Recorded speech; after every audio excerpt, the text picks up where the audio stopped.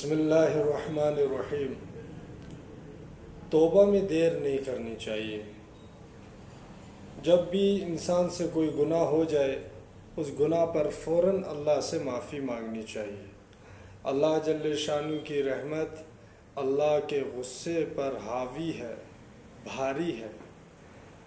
بنی اسرائیل کا ایک شخص 99 قتل اس نے کیے۔ بخاری کے اندر یہ حدیث، نبی علیہ السلام نے فرمایا کہ بنی اسرائیل کا ایک شخص تھا، اس نے 99 قتل کیے۔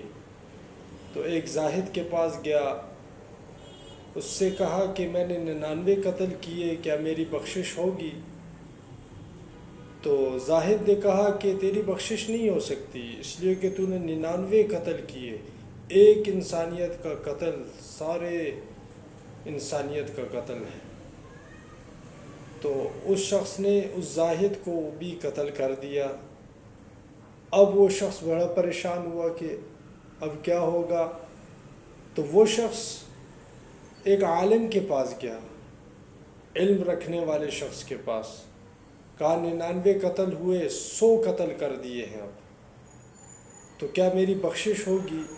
تو اس عالم نے کہا کہ تیری بخشش ضرور ہوگی، لیکن ایک شرط ہے کہ تو گناہ گاروں کی بستی کو چھوڑ کر نیک لوگوں کی بستی میں چلا جا۔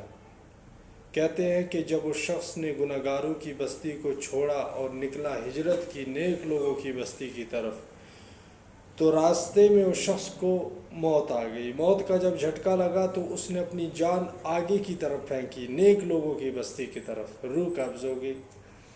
اب جنت اور جہنم کے فرشتے آئے، ایک نے کہا کہ جنت لے جائیں گے، دوسرے نے کہا جہنم لے جائیں گے، کیونکہ اس کے ساتھ اعمال ایسے تھے۔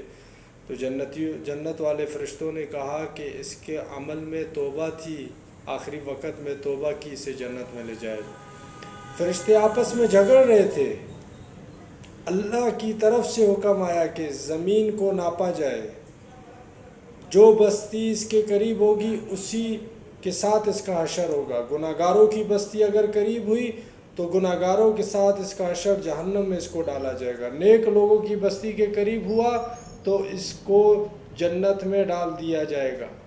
حقیقت میں وہ شخص گناہ گاروں کی بستی کے قریب تھا، لیکن اللہ جل شانہ کی رحمت کو ایسا جوش آیا کہ اللہ پاک نے فرشتوں کی زمین ناپنے سے پہلے اللہ نے زمین کو حکم دیا کہ اے زمین تو نیک لوگوں کے قریب اس کو کر دے اور گناہ گاروں سے اس کو دور کر دے۔